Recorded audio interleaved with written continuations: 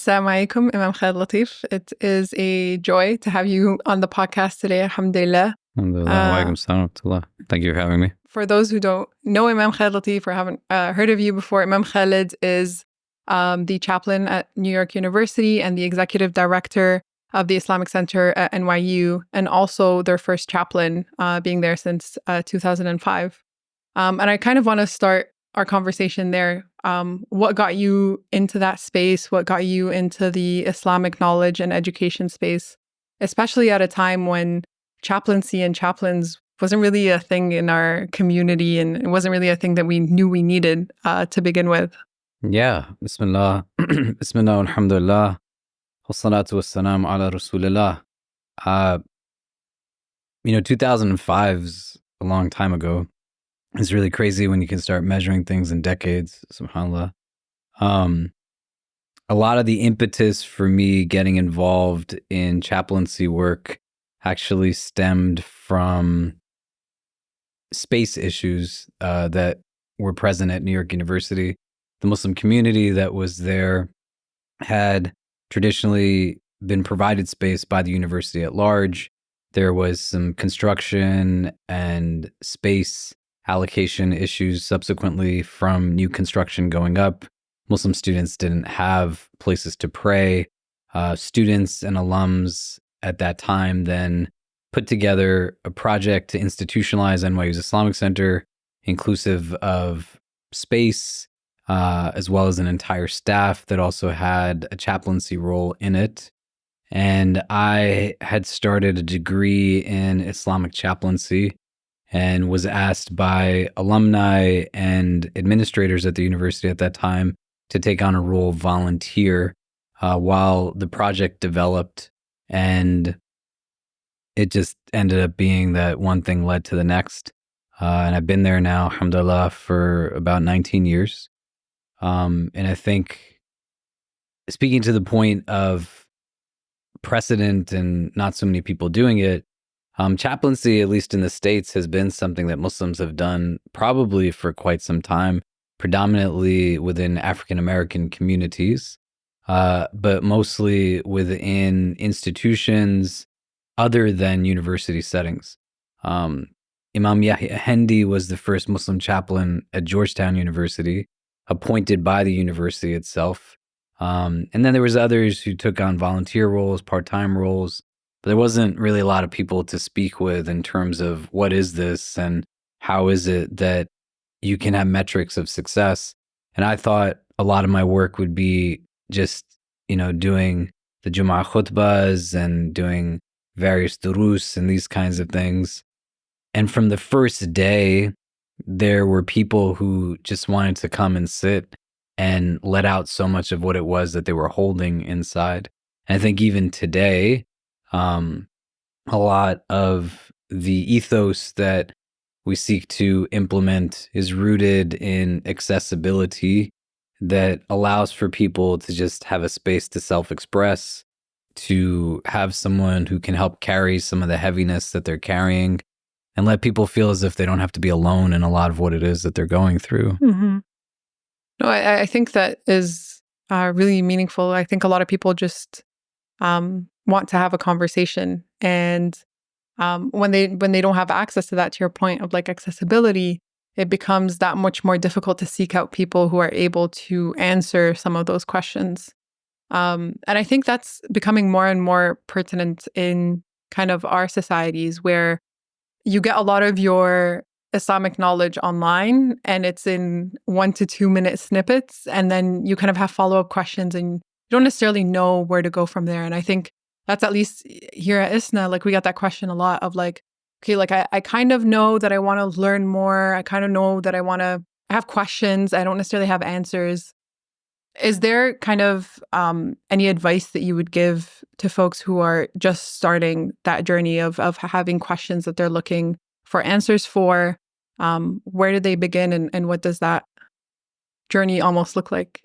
Yeah, well, I would nuance it a bit, because I think sometimes what people are looking for aren't even questions to be answered or conversations to be had. They're looking more so for empathetic listening, someone who's going to listen to understand rather than listen to respond. And recognizing that accessibility variable, the Prophet ﷺ, he had a recognition of many of his companions' realities beyond just a cursory or surface level. I had a teacher who told me when I was getting into this kind of work that the successful community is the one that knows where their imam lives.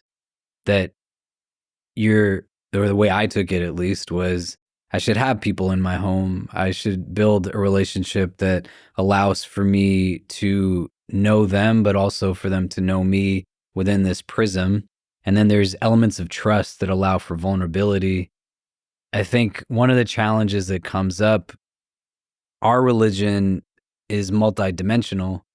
We don't separate ritual and practice from theology, spirituality, ethics, values, but all these things overlap and synergize.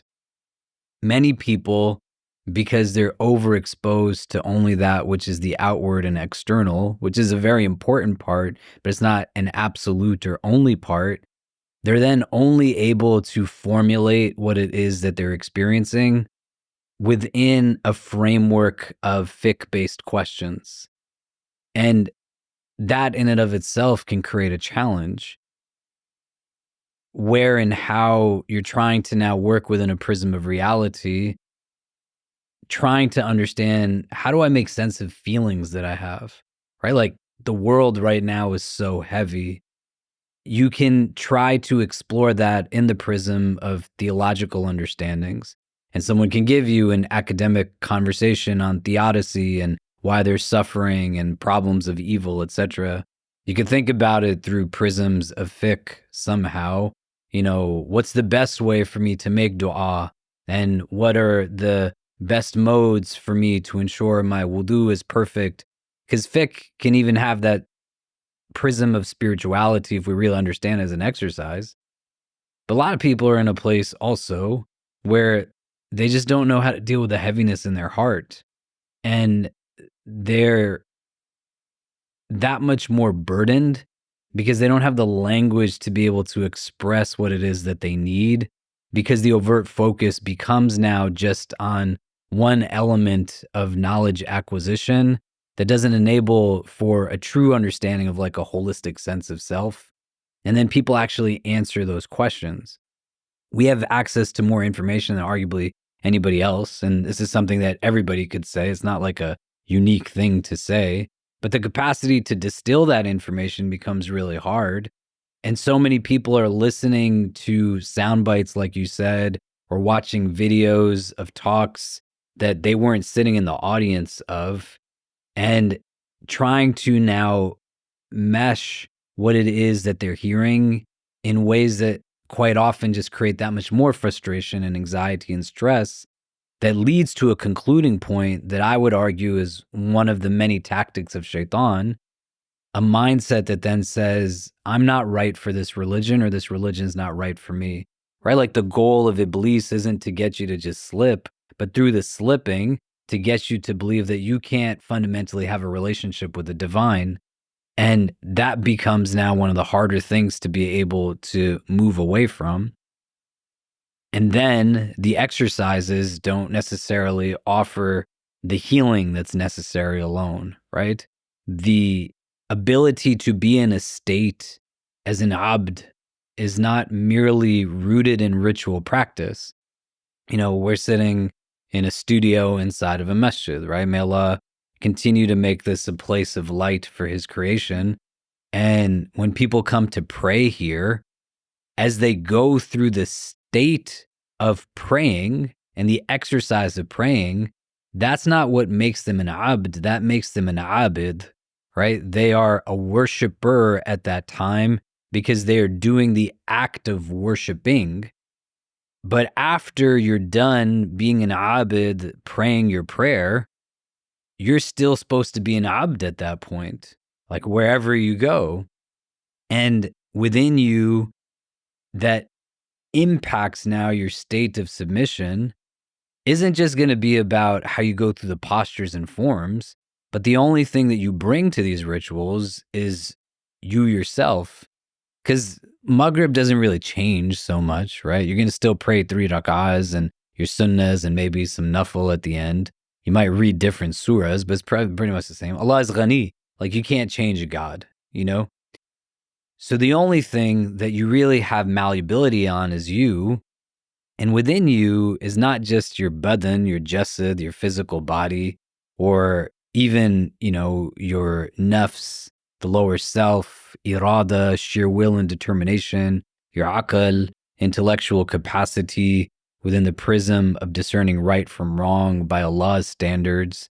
But all of your feelings are inside of you. All of your memories are inside of you.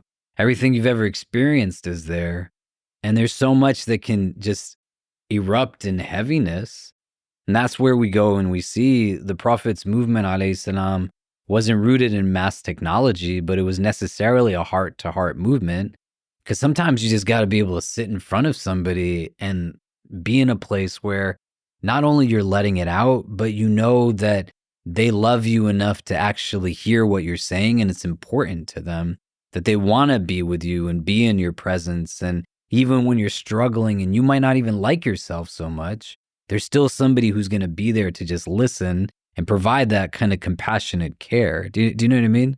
I know what you mean. I think one of the things that I was talking to someone earlier about this week was there are so many concepts in our deen, especially when it comes to like questions of like Palestine or like just suffering in the world, where intellectually you can know the answer. Like you can, Allah has a bigger plan. You kind of go through that like intellectual exercise of like, I know logically how not necessarily why, but like at least I understand that like, Allah does what he wills, right? And he knows what is best. That doesn't necessarily mean that my feelings aren't super involved, that I don't necessarily feel this like super intense grief that I don't know what to do with. And it can sometimes feel like a little bit of like a cognitive dissonance almost, where it's like intellectually I know one thing, another thing is how I'm feeling, and the two almost feel entirely separate. And you don't necessarily know what to do with all of those feelings. I don't know if you've kind of come across. Yeah, but when the Prophet ﷺ is described in so many different ways, right? One of the ways he's described is the smiling one. You know what I mean? And his smiles weren't like uproarious laughter, but he just smiled at people. But he does that despite having buried children that he has lived longer than, his own kids. His father dies before he is born. His mother dies at a young age. His grandfather dies. He loses his wife and his uncle in the same year. He sees people being boycotted, abused, beaten, and killed because of what he's teaching them and calling them to. How does he still manage to smile when he is identified in the many names that we know him as also al-insan al-kamil, like the complete human? The perfection that is he, alayhi salam, in the utmost of what a human form can be, means he's also like a human to the fullest. And within that, there's so much that identifies him through his feelings and through his emotions and his experiences inwardly and outwardly. Allah's the one that gave us all of our emotions in the first place. None of them are good or bad in that sense, and we sometimes box things simplistically. Like someone would say joy is a good thing to feel, but what if I feel joy at your misery, right? That's not nice. Anger is bad, but what if I'm not angered by inequity and oppression? Fundamentally, the feelings in and of themselves are the emotions that we're experiencing. There's so much emotion that's going on within us, and the feelings are the ones that we have that much more of a tangible interaction with, and they become data points. What could be good or bad is how we respond to feelings, but they're at a foundational level just telling us something about ourselves. Where and how people become ill-equipped, though, in an egocentric society, a consumer-driven society, you want to numb your pain with the things that are being sold to you, chasing complacency rather than contentment. And yeah, our tradition is rich with all kinds of remedies and understandings of support not just to the individual as to how they heal themselves, but how do I play a role in your healing? How am I in a place where we actually do what the Quran says, right? وَتَوَاصَوْا بِالْحَقِّ وَتَوَاصَوْا بِالصَّبْرِ is something that is bringing communities, like peoples, together upon these principles and these values. It's not the individual is being patient, but we enjoin upon this, in more than just one being. You see what I mean? I can't do that if I talk at you all the time, or I assume that I already know what it is that you need without ever having had a conversation. And then when the world is really difficult, people are in a place where what they're awakening to right now is not just inequity and oppression and these kinds of things. May Allah protect us from it and ever being purveyors of these things. But they're recognizing their own helplessness, their own powerlessness, right? That all the money that you have, all the degrees that you have, all the job titles that you have, you're still a minority. You still don't come from a privileged background. They're literally killing babies right now. I went to the Rafah border in December, and right before Ramadan of this year, I went and visited children with critical medical conditions from Gaza. All the kids that you see on like your feeds who are missing limbs and other things. I was sitting with children like this, and it's supposed to have that response. Like if you don't have an emotional response of sorrow and sadness and grief right now, that's probably more of a problem. Do you know? Mm. But how do you? Yeah, go Sorry, ahead. no, I was just gonna say, like, how do you not become paralyzed with grief? Like, I think that in this like kind of feeling of inequity and like intense injustice, there's also this feeling of like, to your point, I'm just a person. Like, there's only so much I can do, and it almost becomes paralyzing where you're just like, I just feel bad all the time, and I don't know what to do with that feeling. So, kind of, can you speak a little bit to, as individuals, what can we do to kind of maintain um, that level of at least channeling that grief in a way that is healthy, and also feeling like we're not completely helpless in this process altogether? And it's hard because I don't think anyone realized that it would last this long. So no one, like, even when you have that like moment of optimism, it like fizzles out really quickly because you get overwhelmed all over again with everything that you're seeing on your like social media feed, right? Well, contentment is not fleeting happiness, right? Contentment, if we were to give it a definition, essentially at a baseline is about having an inner balance of oneself. And contentment can coexist with sadness. It can coexist with grief. It can coexist with anxiety. The Prophet ﷺ is described as like a joyful person. He's also described as being quite regularly in a state of sorrow. This isn't like a paradox necessarily, but these things can happen simultaneously when contentment is the baseline. What society offers to us is not contentment necessarily, but more so fleeting understandings of happiness. When you turn on a TV and you watch a commercial, there's not people who are sad in the commercials. There's people who are happy in the commercials, selling you food, selling you cars, selling you clothes. What the marketing is doing is twofold. One, it's saying, buy this. This is where you will find your happiness. And second, it's telling you, don't be satisfied with what it is that you actually have. And the combination of those two things has us go into this potential downward spiral when realities hit us in very heavy ways. And the conundrum that comes up is that then there's no self-care plan. I don't know how to replenish. Most people aren't in a place where they're devastated. Most people are in a place where they're exhausted. If I was to ask you, how do you take care of your heart in ways that are tangible, not like theoretical, but we opened up on your iPad, your calendar of actual decisions and choices of the last day, the last week, the last month, where would your routine show me that your wellness overall is something that's important to you? And the consumption of things impacts our hearts, right? Sensory perception is something that's not just limited to what we engage in on a visual level, but what you're hearing, what you're tasting and eating, what you're feeling and touching, in addition to what you're seeing. My son Kareem is 8 years old, and he is like a very tender heart, mashallah. My daughter also is very sweet, but a little bit different in her emotional makeup. They're both amazing kids, mashallah. Kareem and my daughter Medina, my wife Priya, they were at home and they were going to watch a movie that my kids were very excited to watch.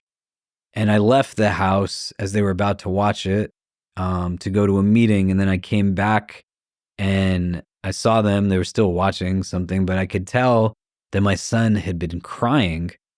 And I went to him and I said, "What's going on?" And he said, "Everything's fine, Bubba." I said, "I can tell when things are not fine. Like, tell me what's happening." And he burst out into tears again and described to me that in the movie, there was a child that had special needs. And there was a scene where the actor who played the father, it's a movie, had become very frustrated with the child and then slapped the child across the face. And Kareem said, "Baba, how can a father hit their child?" But the experience he had was through consuming something that was just ugly and evil in ways that his heart had never experienced that before. Our being desensitized to those things still doesn't mean it doesn't impact us. It's just we become numb to seeing stuff. And the inward is something that is still having the burden from the brunt of the impact of it, right? And so just like Kareem's heart hurt in seeing something that was oppressive, our hearts are also going to bear impact from the constant oppression that we see. And then when you're not surrounded in a self-care strategy that isn't just about knowledge acquisition, that is fundamentally rules, but a mechanism that helps you to say, even in the midst of like a difficult, chaotic world, how am I taking care of my inner self? And when you think about people from Palestine, and I know because I went and saw them over the course of the last number of months a couple of times, I never met one of them who said anything still other than Alhamdulillah. And that's not meant to be something that's intangible, but to get to a place that when you reflect, like, well, what is it that allows for them to still have that? They're still sad, they're still angry, they're still upset, they still have grief and trauma and stress because there's real human experience there. But the theology is not something that's just existing on abstract creedal levels. It's transcended into a place where it actually informs iman and faith. And then faith becomes the prism through which they engage in these practices. And the practices then have that much more of a capacity to play a role, not in a vacuum, but bear their presence outside of the ritual when things get heavy. Do you see what I mean? You asked a very poignant point that I like question that I want to kind of dissect a little bit more, which is what in your routine tells me that you're taking care of your heart. And I don't know about anyone, but I've personally never been asked that question before. And I'm just wondering what does that look like? What does making or inserting into your routine very actively and consciously things that foster taking care of your heart look like? Because for a lot of us, I don't think a lot of us have thought about it that way, that it's like an active day in, day out practice. Isn't that crazy? And I'm saying this, we've known each other for a long time. Even if we didn't, like, I care about you. So it's not meant to be offensive, but think about it. Like, you work in a Muslim organization. I work in a Muslim organization. You don't have to tell me how old you are, right? But how is it fundamentally possible that you work in a Muslim organization with Muslims in a masjid and you've never asked yourself, nor has anybody ever asked you, how do you take care of your heart? Like in a tangible way. Why wouldn't so many people walking around in a place where they're running on empty and they're debilitated. We have a physical, emotional, mental, and spiritual sphere to ourselves. The utilization of strength and energy in any of those arenas doesn't render weakness. If we don't have mechanisms to replenish after we've expended energy, then we're going to be tired. And when the world is heavy and we are then heavy, the combination of it in a state of exhaustion is going to be that much more debilitating. And doesn't have to be like grandeur things, right? But how do you sleep? Like, how is your eating habits? Not with intentions of vanity, but exercising in the terms of intentions of wellness. When you're looking at emotional and mental and even spiritual, how do we understand wellness trajectories in those ways? And existing in a place where we have a sense of self that's reasonable, right? Like, if right now, God forbid, my phone rang and my wife said my father went to the hospital, the normal reaction is to be in a place where I'm sad or I'm like, I got to run back to, America to go see my dad and this and that. It doesn't mean I have to be agitated to the point that I'm chaotic. But even if I was, like, look at how the companions responded individually to the passing of the Prophet sallallahu alaihi wasallam. Umar radiallahu an, challenges people, sword unsheathed, right? Uthman ibn Affan radiallahu an, he just sits there silently, like they're both companions. They're both of the Khulafa Rashidun, right? Uthman ibn Affan converts in the early grouping of Muslims, and Umar doesn't convert too long after that. Like, he's pretty much in that first grouping of people also. They have their own individual expressions in the aftermath of something that's deeply traumatic. And that's not anything other than just fact, And we hear this again and again and again. That's a normal reaction. Do you know what I mean? 14 centuries late, I came to this masjid, I think some months ago, or maybe years, I don't know, everything's a blur now. But one of the things I was supposed to talk about in a Sirah conference that was hosted here was about the last days of the Prophet of God. We're 14 centuries away and people are still crying about it. How could they not be in the state that they were in after they had spent direct, interactive kind of relationships with the Prophet of God? Do you know what I mean? And nobody ever tells us that and is like, and look at how terrible they were that they responded in this way. Because they understood there's like an emotional agitation. How could you not be in that? And then Abu Bakr radiallahu an, when he comes, he brings like the recentering through his words. But we can draw and extrapolate on other incidents of the Prophet of God too, and see how it is that these are not things that are given to us so that we can just quote them or articulate them in ways that we identify knowledge to be just what is memorized or what is regurgitated, but what is it that's acted upon? Do you know? And all knowledge comes from Allah, right? And it's not just like sacred knowledge, right? That we would say Quran and Hadith, these are facets of it, but everything that has capacity to bear benefit, do you know? Like, how could people in Sudan, in the Congo, the Rohingyas, the Uyghurs, people in Gaza, the West Bank, throughout Palestine, people in the aftermath of natural disasters all over the world, how could they be taken care of? Who's going to rebuild Palestine without like an understanding of architecture, without an understanding of engineering, without an understanding of physics, without an understanding of like all of these sciences? And when we say Allah is the all-knowing, he's also the source of all knowledge. And these are knowings that are important things to have, but the framing of a lot of it becomes problematic when the acquisition isn't attached then to something that can give upliftment to the heart, that diminishes helplessness, because you're equipped with a lot more than you might actually recognize. Do you know? The ability to do based off of what you know has so much more than you can give, but the shift in a paradigm and a vantage point is something that's going to necessitate someone helping me to see it from a different angle, you know? Yeah.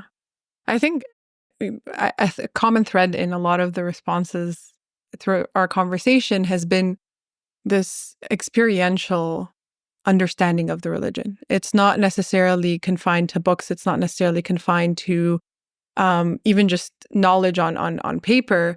It's, how our tradition has been passed down from person to person. It's through these like interpersonal interactions and learning from your teachers and spending time with them, or learning from your peers and spending time with them. At least that's what I'm getting from what you've said so far. Yeah. And Yeah. and so I think if I'm putting myself in the shoes of a person who's listening or watching this, is how do I find that? Like if I don't necessarily have like a masjid that's like really close to me, how do I begin seeking out that like experiential and like mind, body, and soul kind of understanding of the religion that isn't necessarily confined to the books and the do's and the don'ts? Well, the books are important, but they're not absolutes.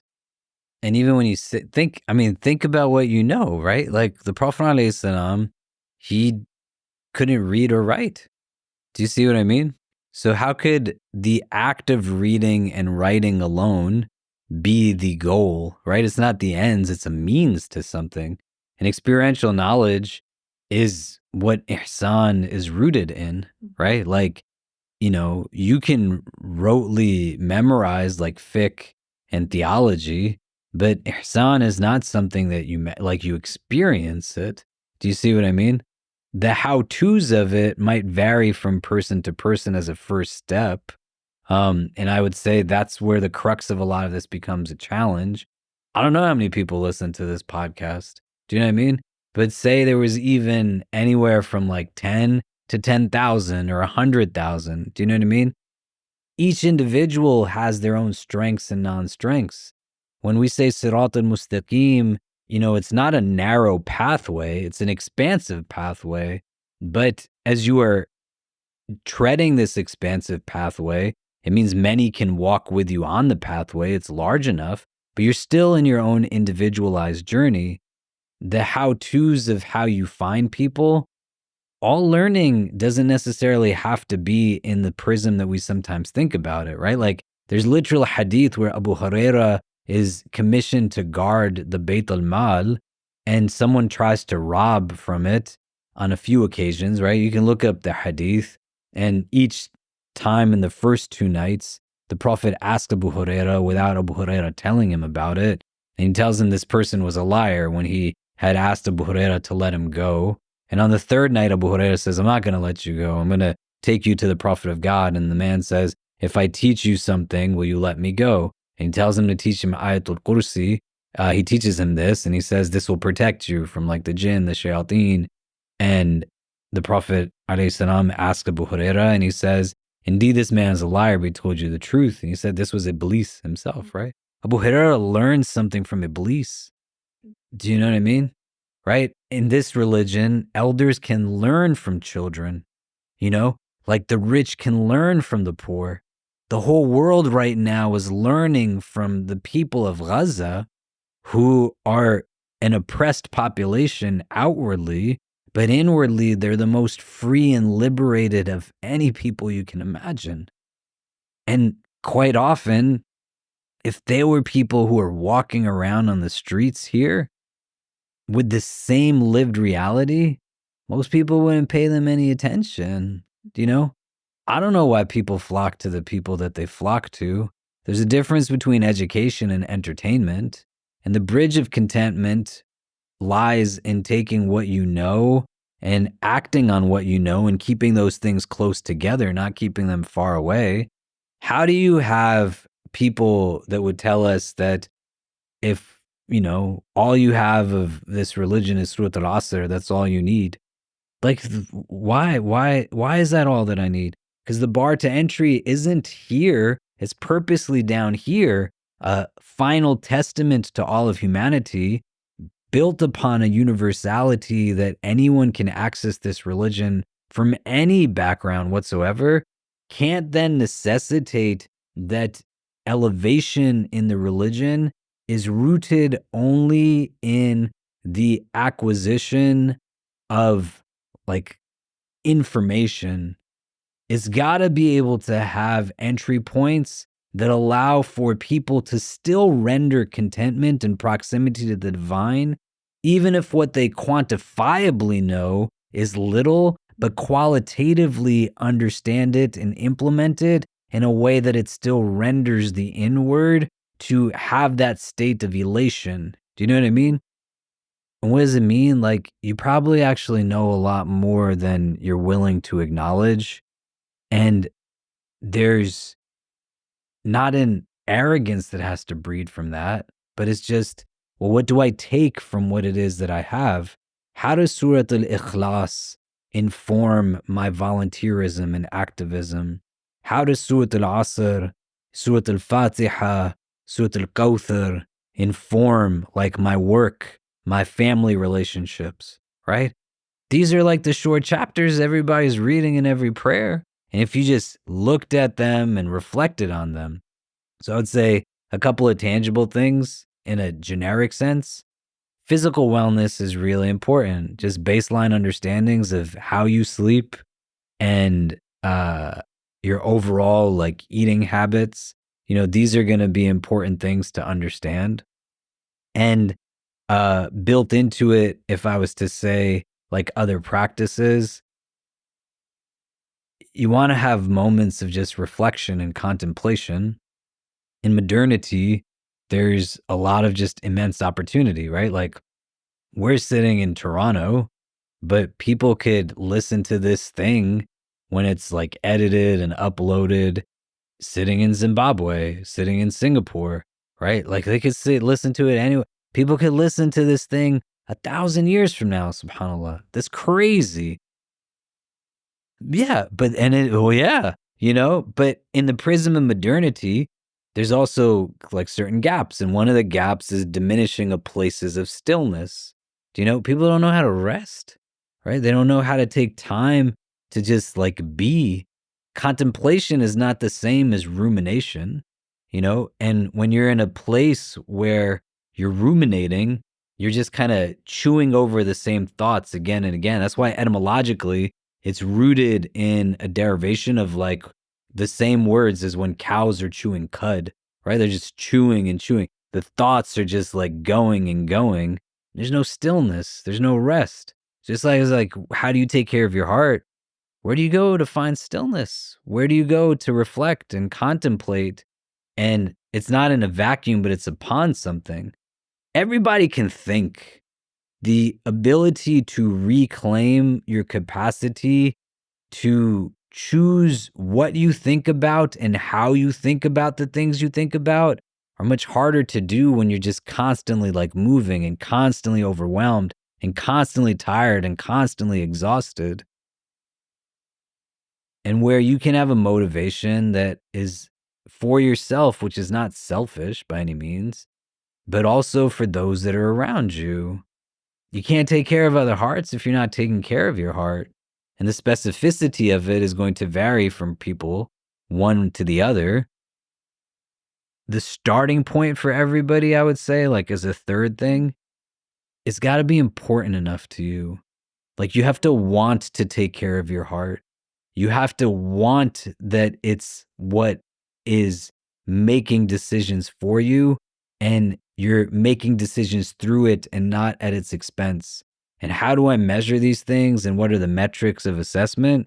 Well, you can sit down and talk to the people around you, right? Like, we are meant to be mirrors to one another. So who are the people you go to for actual advice and counsel? Who are the people that tell you, like, you're not being the version of yourself you could fundamentally be?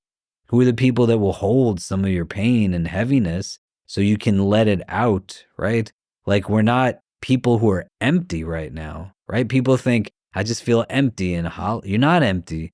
Actually, what you are is like very full, but your heart is full of things that are weighing it down. And when your heart is full, it has capacity, right? It's not infinite what it can hold. And so you got to empty it out a bit in order to put other stuff into it. And that's an okay thing to do. It doesn't mean you got to like tell your business to the whole world, but you're in a place where you share it with people who can maintain confidentiality, right? And I don't know if this adhan is going to stay in the edits of this, but in our tradition, the adhan is called in moments of truth. Most people don't know how to let go of what it is that they're holding inside. And then it just keeps you stuck. How could you not be heavy if the most important part of you is filled with stuff that is just heavy? You see what I mean? And so it's like, who do you go and talk to is more important, arguably, than like who it is that you're listening to a soundbite from. You're not even talking to somebody, and that person wasn't even talking to you. That person was talking to somebody else, like some totally different place than where you exist. You need like a real person to sit down and just sometimes let it all out so you can express in an objective environment and then think about the things that you're thinking about. Mm-hmm. Mm-hmm. I know that we're coming to time, and I think this is a great place for us to end on and for us to take away and think about. I know I certainly will, because I think you touched on a bunch of really important points, including not just how to take care of your heart, but how to think about that as part of taking care of the world around you. It's not the two are not divorced of each other. And to your point, it's not selfish to do that. And I think we often think about it as like a zero-sum situation. Like if I'm taking care of myself, then I'm not taking care of others, or I'm not, giving the cause as much as I should, or, my family, insert external kind of thing here. And so I think if there's anything that I'd hope, I know I'm leaving with, it's probably this notion of, taking care of yourself as a way to help you take care of others. And I know it seems like an oversimplification of everything that you said, but I think it goes to the core of it. And until we can really sit with that and let that sink in, we'll kind of keep going in these like cycles of grief and deep emotion that we don't necessarily know what to do with. And it's not necessarily, to your point, channeled as productively as it should. Yeah. So on that point, thank you so much, Imam Khalid, for joining us. It was a joy and, always an honor to spend some time with you. So thank you so much for making time for us. And I hope this is, one of many visits that you make to Isnakanda. Yeah, inshallah. Thank you for having me, Barakallah Fik. And if there's things down the line, please let me know. And then the last thing I would say is anybody listening, if I could ever help with anything, feel free to reach out. I'm more than happy to provide a place where, you can kind of share things that you're holding. You don't have to go through it alone. And, be in touch if there's anything that we can do, inshallah. Jazakallah khair. Barakallah Fik. Assalamu alaikum.